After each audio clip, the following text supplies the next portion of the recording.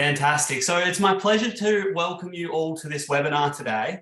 I'd like to kick things off by acknowledging the traditional owners of the land that I am on, the Wurundjeri people of the Kulin Nation, and pay my respects to their elders, past and present. I'd also like to extend this respect to the traditional owners of the lands from which our audience are joining us from for today. I'm going to keep things pretty quick here because we have not much time with David today, and I just wanted to quickly get some housekeeping out of the way before I hand over to him. So first, I thought I'd let you all know that we won't be doing a live Q&A today, but we will be saving the chat, and David will follow up on any questions that get asked and respond to them via email later this week. So just send through your questions and we'll make sure that we collect them, and I'll get them over to David once we're done. Second, we'll be sending the recording of this webinar as well as a survey in that same email. So please do fill in the survey as it helps us to better tailor future presentations to meet your needs. I'm joined by Professor David Gilchrist today, who will be running over your responsibilities in financial reporting and the current opportunity that we have for positive change. David, over to you. Thanks very much, Lachlan, and thank you to ICTA for the opportunity to present today as well. I too would like to pay my respects to the Whadjuk people of the Noongar Nation and to pay my respects particularly to elders past, present and emerging, as well as the elders from all of those nations around Australia from where you're watching this presentation.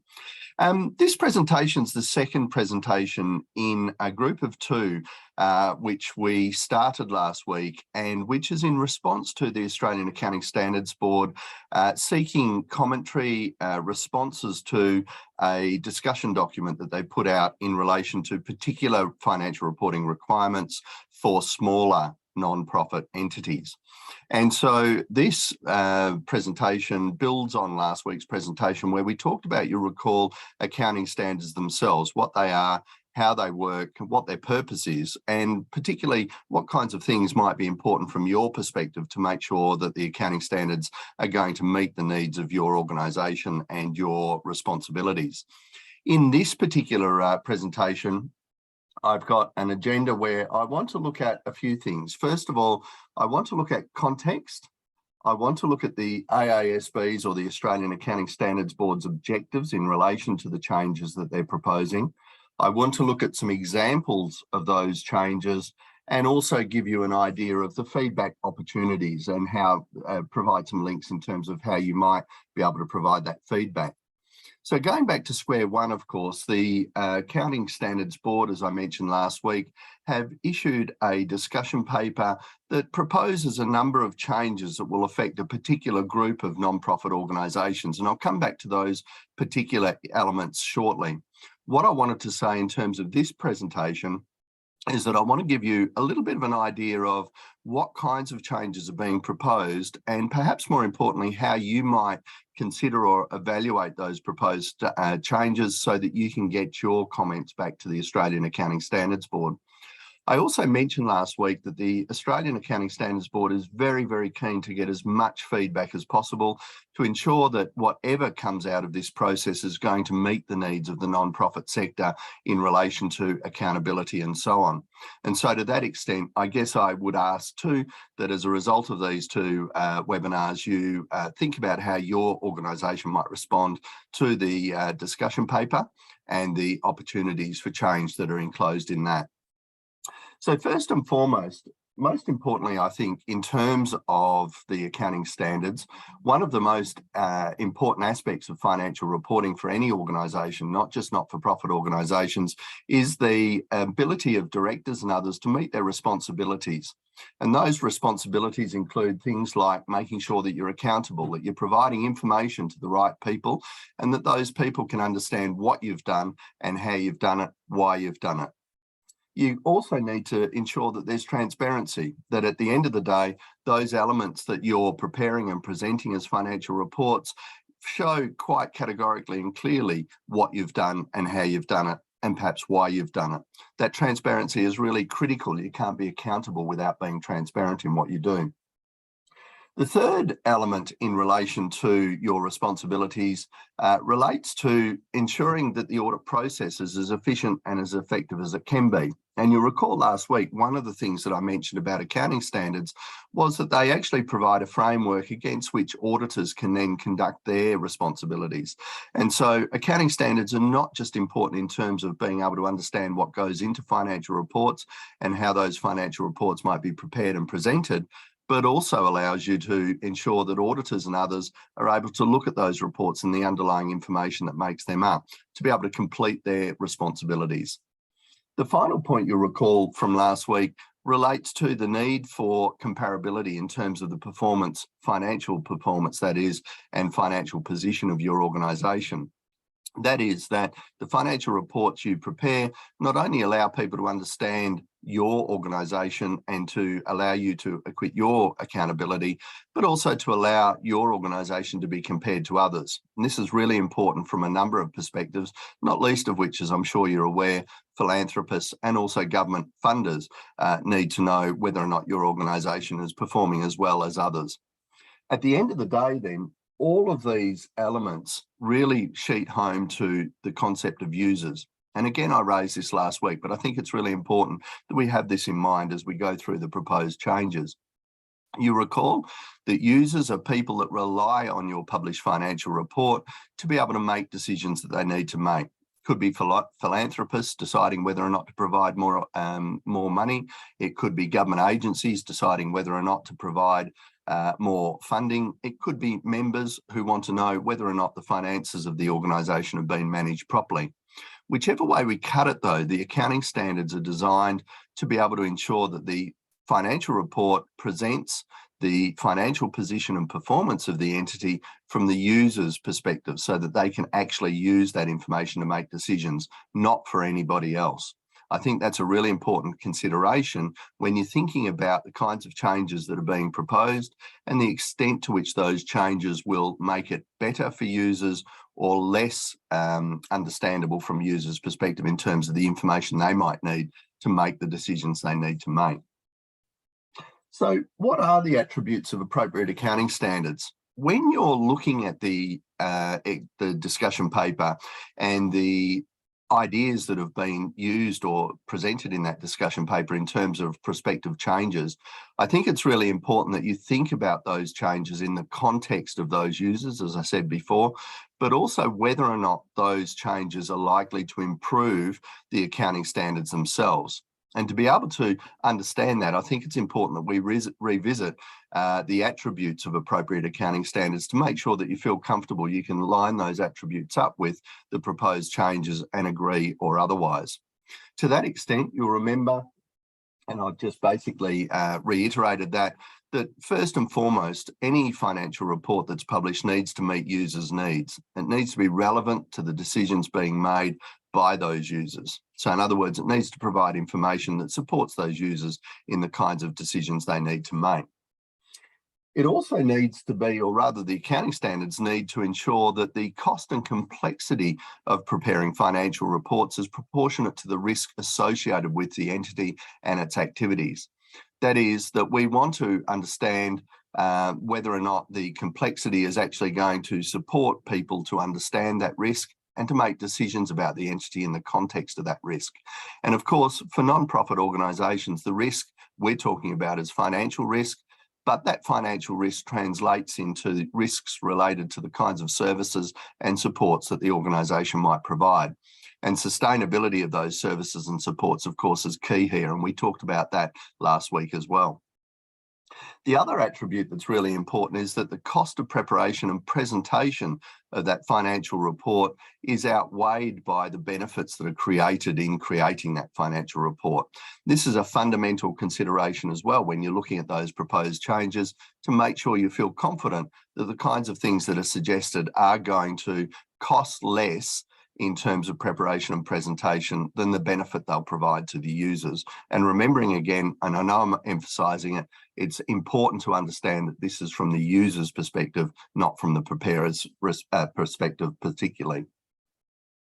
The other element, of course, is that the information is understandable, and we'll come back to this, but one of the key targets of the Australian Accounting Standards Board in terms of putting this set of proposed changes forward is to try and reduce complexity and increase understandability of those users, but also perhaps understandability from the point of view of preparers who have to put these accounts together as part of their broader role, typically as CFO or finance managers within organisations.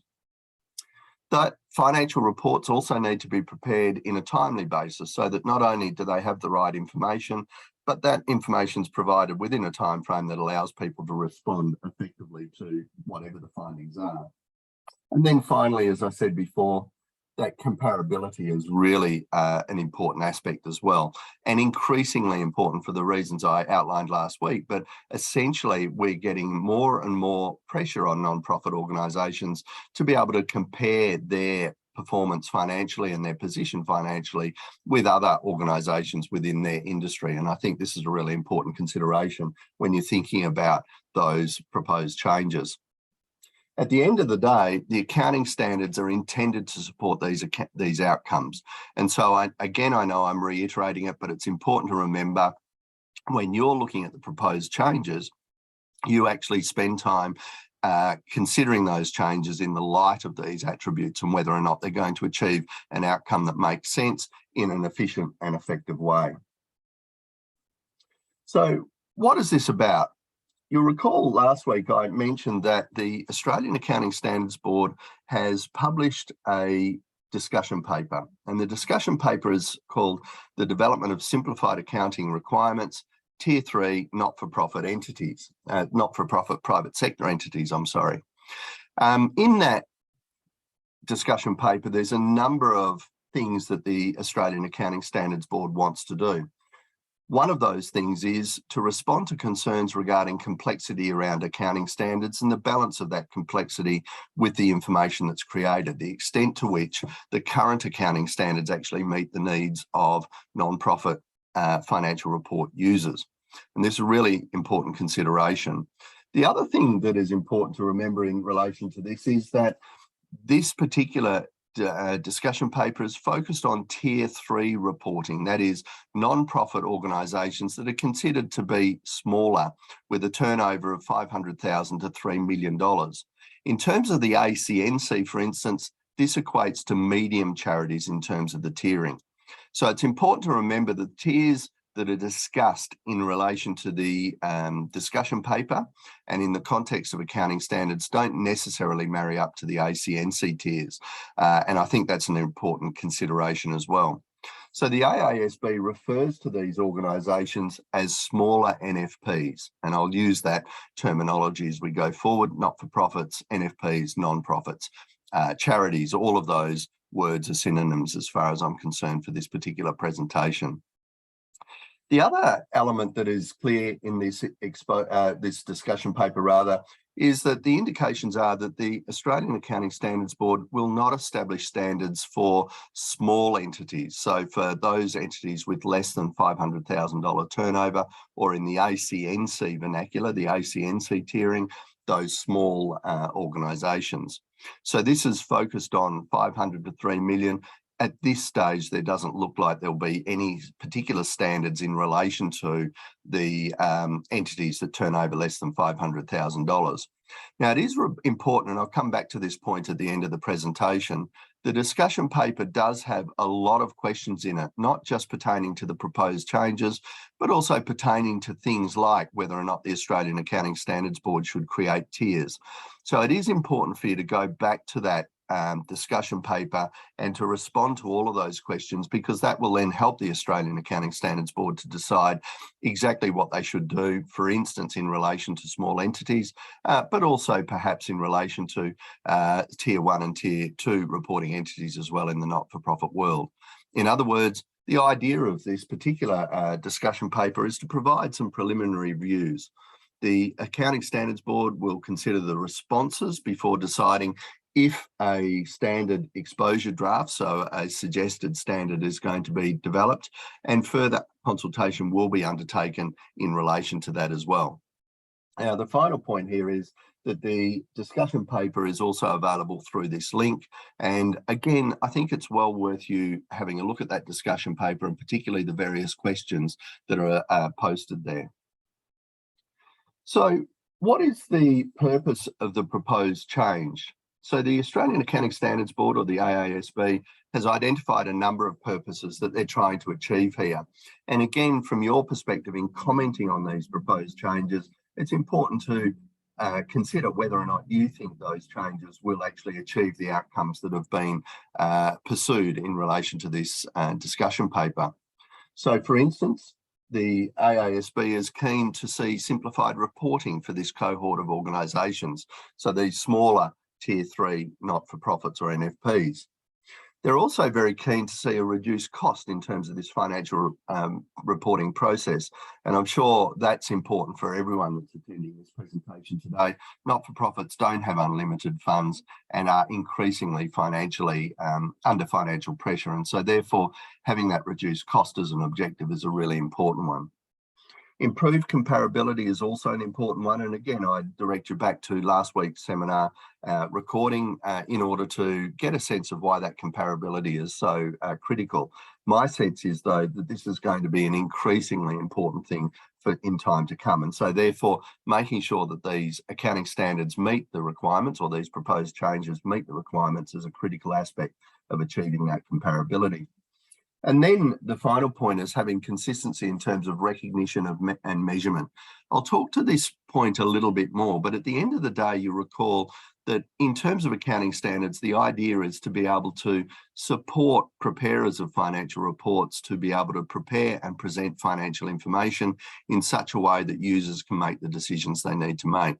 And therefore, consistency in terms of recognition and measurement is an absolutely critical aspect of that, because at the end of the day, if a transaction's taken place is a really important question, as is what the value of that transaction should be.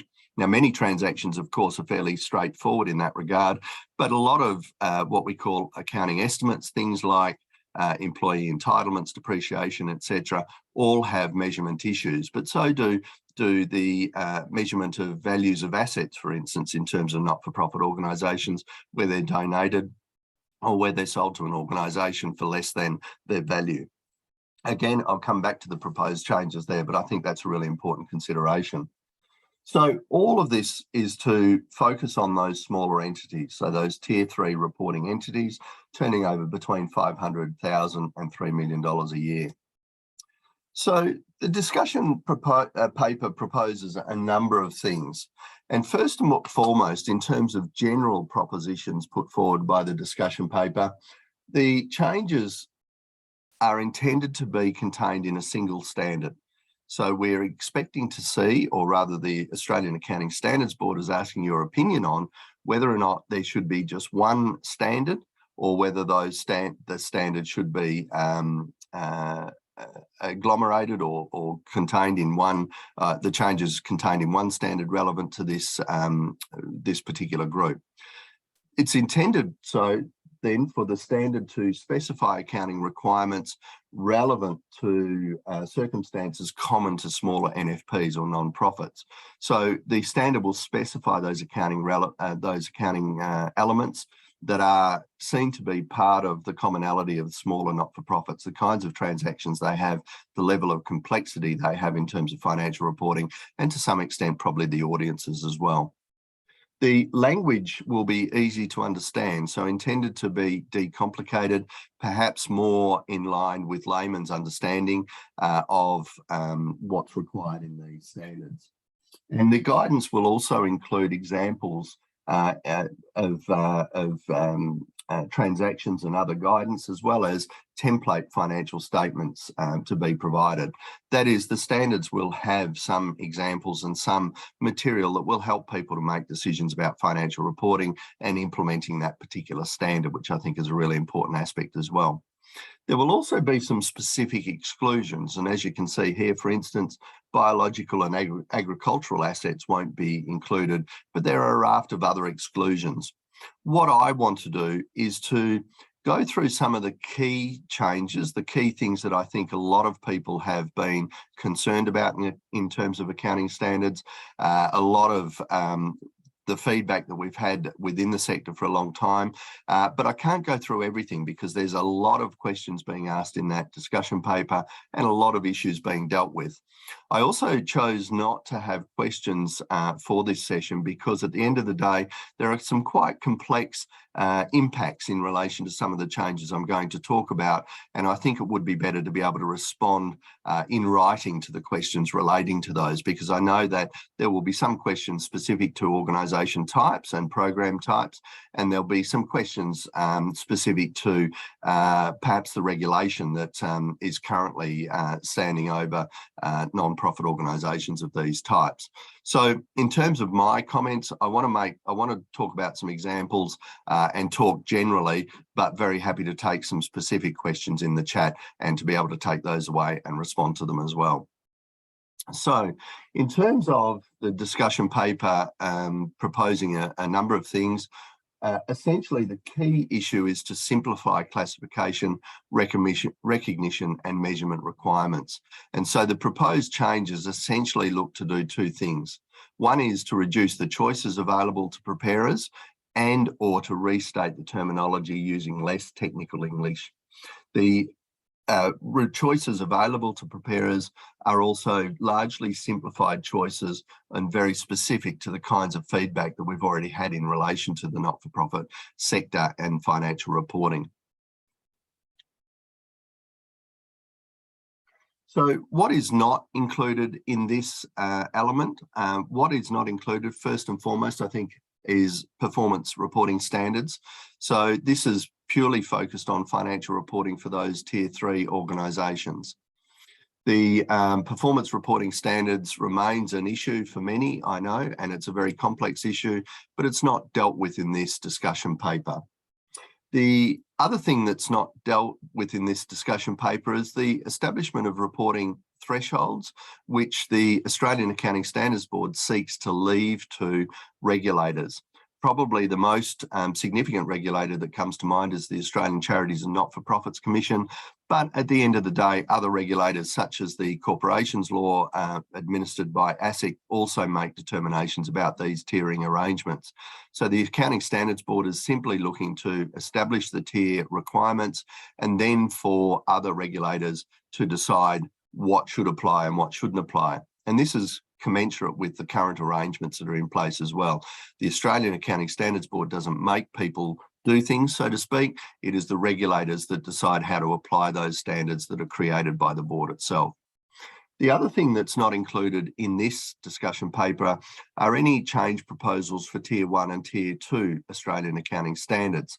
Now, that probably makes sense in terms of the title of this discussion paper and its focus, but it's also important to remember, of course, that Tier 1 and Tier 2 requirements do articulate with Tier 3 in a number of ways, and I'll talk about those shortly, but just remembering Tier 1 and Tier 2 won't be changing as a result of this discussion paper, or rather are not focused on in this discussion paper.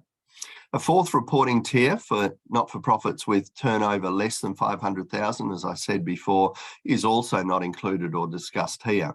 And again, go back to the questions and make sure you respond to those questions to see whether or not there are opportunities for the Accounting Standards Board to make changes that might fall within some of these areas as opposed to those areas that are specific to the discussion paper itself. So, as I guess, an essential element that really needs to be dealt with here, and that is to remember that these are proposed changes identified for commentary. They want people to, the board wants people to comment on them. They're not definite, so it's not a case of planning for any of these changes or adopting policy changes related to these proposals. They're simply proposals that are put out there to be able to help people to respond and provide feedback to the board. It's intended to provide you with an understanding of the AASB's thinking and as a point from which to provide those comments. So your feedback is absolutely essential, and there will be iterative opportunities for you to comment on more defined outcomes as a result of this particular process. Okay, so some of the main changes contemplated. I mentioned before that my presentation today is really to try and give people a sense of the purpose of the discussion paper and a sense of some of the changes that are being proposed. And again, really happy to respond to comments where I've left out some of the examples, because it's just simply not possible for us to go through everything and to be able to discuss everything.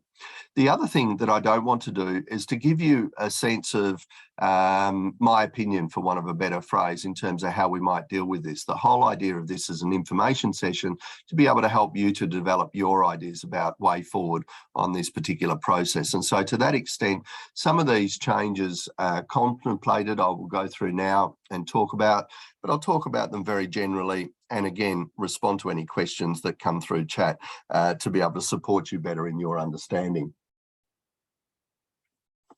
So first and foremost, and in no particular order, one of the key elements is that the discussion paper suggests that in relation to consolidation, preparers or entities should have a choice as to whether or not to prepare a consolidated arrangement.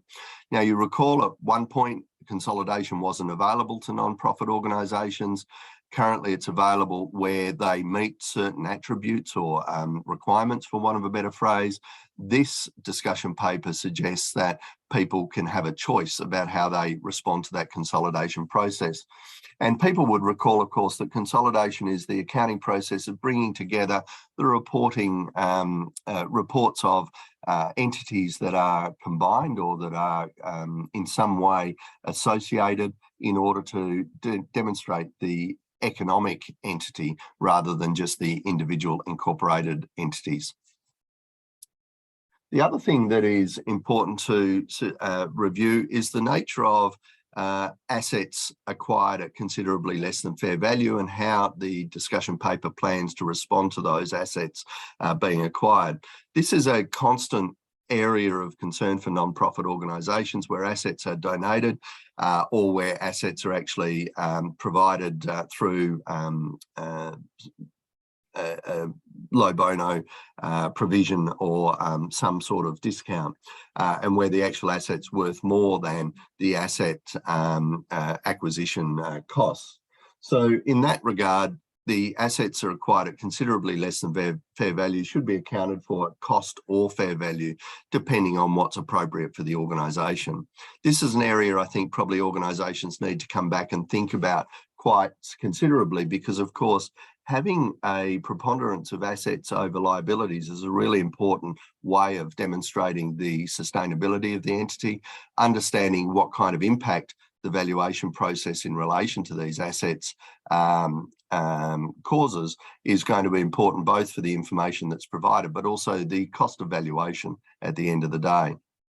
The other element that's important in relation to non-financial assets is that of impairment. And those assets should be impaired where the carrying amount exceeds the recoverable amount for that particular asset. So in other words, there's an expectation in this discussion paper that where the carrying amount is on the balance sheet is in excess of what might be recovered, that needs to be dealt with as an impairment within the accounting process. The other one that's really important, and which I think a lot of people will have questions on, is in relation to the treatment of leases. And the discussion paper essentially holds that all leases remain off balance sheet and payments are recognised on a straight line basis. That is, they're recognised as the payments are actually made, rather than having some of the more complex leasing arrangements that result in assets being recorded and so on. Again, really happy to come back to specific questions on this particular issue. The other element that's important is leases in relation to right of use assets arising from concessionary lease arrangements. So this is also a significant issue for organisations in the not-for-profit world, because sometimes we have opportunities for having leases in kind or acorn leases and so on. Those kinds of things also do not need to be recognised under the terms of the discussion paper that have been developed. Again, more complexity there, and you need to go back to that discussion paper to make sure you feel confident in terms of what specifically is going to be required. There's also a number of aspects to leases that need to be considered as well. But I guess from my perspective, it's really important that you consider these suggestions in order to go back to the AASB with your position on these, because leases do raise concerns within the non-profit preparer sector. And also they raise concerns about the extent to which the information is actually supporting people to make decisions. The next one is in relation to income recognition. And again, this has also been quite a significant issue, particularly where income recognition has been tied to performance contracts, and particularly in human services where those performance contracts might have objectives or outcomes that might take more than one financial year to achieve. And therefore there is some incongruity between the income recognition and the costs incurred in that entity in terms of achieving the outcomes that are sought. So in this discussion paper, it's intended, or rather suggested, that income is deferred when there is a common understanding that the entity is expected to use the inflows in a particular way. Income is then recognised when the related outflows occur. So in other words, income is recognised when the expenditure is undertaken, providing that both parties, the entity providing the resource and the entity that's receiving the resource, expect that certain activities will result in the outcomes that are sought. So it's matched up rather than waiting for those outcomes to be achieved at the end of the day. I think this is, again, a really important consideration, and one that you should look at closely, because it does have significant impacts on the way sustainability might be reported, and particularly also how surplus or deficit or profit and loss might be reported in relation to your entity. The other element that I think is a really important consideration, particularly because non-profit organisations are largely big employee organisations, they tend to be very labour intensive, and that is that employee benefits suggested that they should be measured on a non-discounted basis. So employee benefits would be measured as at balance date at the value as at balance date. This is an important consideration as well for those organisations, for instance, that need to go outside of their entity to be able to have actuaries to be able to prepare forecasts in relation to employee entitlements, for instance. Obviously, those costs might be saved in relation to this measure, but also the information might be more understandable from a user's perspective. Again, you need to make that judgment to the extent to which you think that's going to help users understand the level of employee entitlements that might be accrued against your organisation. The other area that I thought was fairly important to raise relates to changes in accounting policy or errors that have been recognised. So the discussion paper suggests that there should be a change in approach in relation to this for Tier 3 entities, where any change in accounting policy or errors are recognised as adjustments in the current period and no revision of comparatives is required. And you can see again that there's an administrative saving, if you like, there in terms of the time it takes to be able to go back and revise those numbers, but also for auditors and others to ensure that those numbers are correct at the end of the day. The final point on this slide is that borrowing costs are to be expensed as incurred. Again, I guess drawing a very straight line between when those expenses come in and when they're reported, and reducing the complexity in relation to those kinds of costs as being identified as a big part of the purpose of this discussion paper and the Australian Accounting Standards Board's objectives in relation to these suggested changes. So what else is contemplated? In terms of the financial statements, the statements of financial position, statement of income and expenditure, statement of cash flows and notes to the financial statements are all identified as being required by this tier. What's not required by this tier at this stage is the statement of changes in equity, which the Australian Accounting Standards Board will consider the requirements for this report once they've considered the feedback regarding its usefulness in the context of non-profit reporting. So this changes in statement of changes in equity has not been included or discluded generally. Really, the board's waiting to see what kind of feedback they get in relation to its usefulness in the context of Tier 3 non-profit reporting. The other element that's really important is this issue of fair value measurement, still to be defined and measured per the Australian Accounting Standards Board Standard 13, but it's going to be expressed in terms easier for preparers to follow. So that is, the discussion paper doesn't remove the requirement for fair value measurement, but the standard is intended to provide more layman's terms description about fair value measurement and how it might be applied in terms of these particular organisations. Again, you need to think about whether or not fair value measurement and the requirements of AASB 13, for instance, are going to assist organisations to be as effective as they can be in terms of meeting users' needs for financial reports. The final elements that I just wanted to raise relate to, in the first instance, valuation of property, plant and equipment. Initially, valuation is at cost, and then using the cost model or revaluation model consistent with current measurement requirements should see that property change value accordingly, or rather be revalued accordingly. So there's no get out of jail card in terms of valuation of these assets for organisations that are Tier 3 reporters, and the proposal is that there's consistency, if you like, in terms of those measurement requirements with current arrangements. The other element that's important and really has been something that a lot of organisations have thought about since COVID relates to volunteer measurement, and the leaving volunteer measurement rather as an accounting policy choice for organisations that can make the decision to report their volunteer value and contribution, providing that value can be measured adequately, of course. This has been an increasingly important issue since COVID, and I think, again, I mentioned last week that in COVID, with the reduction in volunteers as a result of isolation and lockdowns, etc., some organisations became financially insolvent as a result of not being able to access the resources that they had been able to access pre-COVID. So I think this is also a really important issue to consider, because there are more significant and real outcomes as a result of volunteer reduction than we might have otherwise thought that COVID crystallised, for instance. The final point I wanted to just raise relates to intangible assets, and the Australian Accounting Standards Board will deal with or determine the reporting requirements for intangibles once feedback is received from this process. So again, there's a lot of opportunity for feeding back across the board, but also a lot of opportunity for the Accounting Standards Board to take that feedback and to reconsider their formulation of what an accounting standard might look like in relation to Tier 3 financial reporting.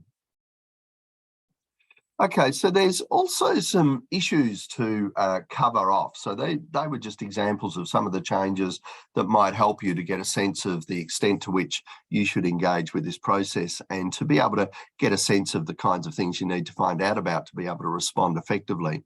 But there are also some other issues that are important to consider that are dealt with in the discussion paper, and I just want to cover off those now. So the first one in that regard is that relating to the initial measurement of donated non-financial assets, so assets that are actually provided to entities for the entity's use, so the provision of a bus or the provision of goods or the provision of pro bono services, for instance, in relation to expenditure as well. But coming back to that, essentially the AASB could develop a fit-for-purpose standard or a fit-for-purpose requirement in terms of this measurement and include that in the standard, or they could adopt the requirements of AASB 1060, but with simplified language. In other words, in terms of that initial measurement of donated non-financial assets, the board's jury is out in terms of how they might approach it, and particularly in relation to whether or not to have fit for purpose for Tier 3 or simply adopt what's already identified there, but to simplify that.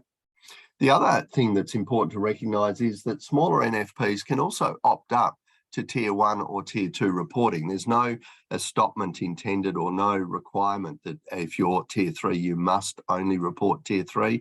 Tier 3, if you like, is intended to be the bottom line requirements, with tier 1 and tier 2 still options for organisations that are small.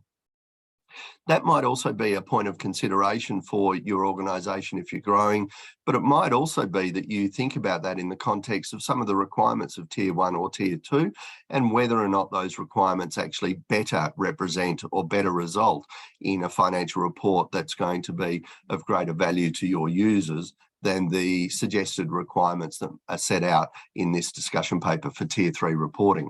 So there's no reason why you can't adopt tier 1 or tier 2 reporting requirements if you want to as an organisation. The other element that I just wanted to touch base on is that if a transaction or balance is not dealt with in tier 3, then the requirements that you apply tier 2 requirements or tier 2 reporting elements. Again, that might be something that you think about in the context of the transactions or balances that might be relevant to your organisation. And as I said before, the Accounting Standards Board is trying to understand what are the common types of transactions and balances that are relevant to tier 3 organisations in order to be able to develop appropriate accounting standards accordingly.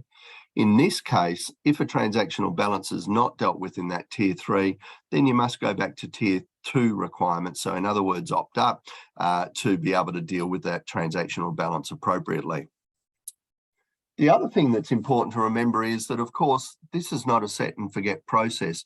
Ultimately, if and when the Accounting Standards Board issues a standard or issues changes that are relevant to tier 3 reporting, then they will undertake a review of that standard or those requirements on a 5-yearly basis. So there will be a review and there will be, I'm sure, opportunities for you to put your comments in at that point as well. Again, just reinforcing, this is a discussion paper merely to try and help the Australian Accounting Standards Board arrive at a decision about whether or not they develop a standard in draft for comment, and if they do, what content might be in that. So you will have an opportunity to continue to provide your comments. Okay, so what about feedback itself? Well, firstly, in relation to the discussion paper, I mentioned before that the discussion paper is quite a substantial document, but I think a really important document that goes through the key issues for everybody in relation to this particular set of proposals or set of ideas. The discussion paper itself sets out commentary and then sets out particular questions that the Accounting Standards Board wants you to answer in order for them to be able to collect the information they need. So this question is just the first question. It's just an example of the types of questions that are included there to help guide you putting together your response in relation to this discussion paper and the ideas in it. Respond to that question, but there's also no reason why you can't have some prefatory comments in relation to your response as well. So the board is very keen to receive all information, and I think that includes both the answers to the questions, but also the identification of issues that might not have been thought of in relation to this discussion paper. The other element is there is a survey, and this allows you, so you can respond to each question in the discussion paper and submit that to the Australian Accounting Standards Board directly on your own letterhead or however you want to put that. But you can also simply respond to a survey in relation to this discussion paper, and the link to that survey is there. That might be easier for a lot of people in terms of being able to respond specifically to the questions raised. What I would do or suggest, though, is that you look at that discussion paper quite closely before you go into that survey process. The other thing that is an important consideration is that the Australian Accounting Standards Board has prepared a snapshot document that helps you to simply and quickly look at the key changes and the key things that are dealt with in this particular discussion document.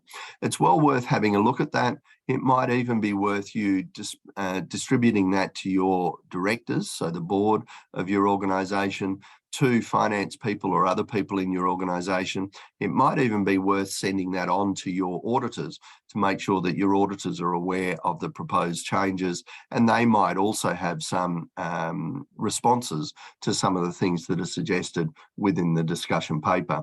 So that snapshot is available at this link. The final element that I just wanted to remind everyone of is that the Australian Non-Profit Accounting Standards Research Program is also in process, and the Accounting Standards Board is an industry partner in relation to this program, which is funded substantially by ICTA, and thank you to ICTA for that, that ongoing support. It's really critical.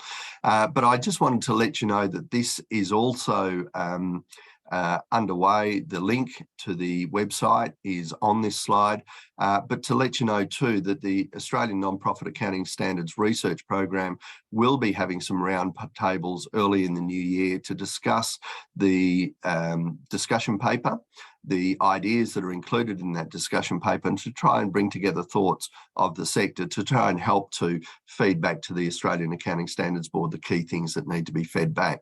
So please have a visit of that site, and remember that program for when we come back to ask whether or not you want to participate in that particular research process. The final point then is my contact details are here. I'm very happy to take questions and comments via email. Please have a look at our website too for materials in relation to this and other subjects that we think are really important around financial reporting, transparency and accountability in terms of the non-profit sector generally, and Tier 3 organisations particularly. Thanks very much for the opportunity to present, and thank you for coming along. I look forward to responding to your queries and comments in the chat. Cheers.